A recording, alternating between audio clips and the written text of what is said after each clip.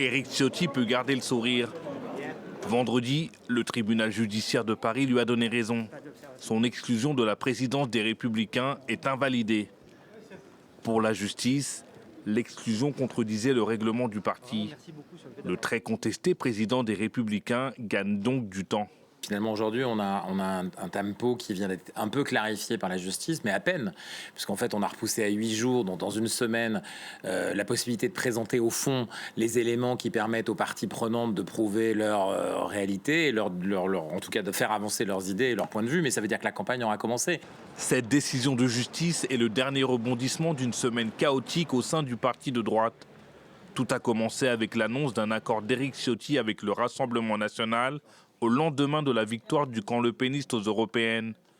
Un accord dénoncé et contesté par la majorité des ténors du parti qui ont immédiatement exigé sa démission. Une guerre interne qui profite au Rassemblement national. Ce qui est profitable au Rassemblement national, c'est que sa stratégie de fracturer, de faire exploser la droite est en train de réussir, quelque part.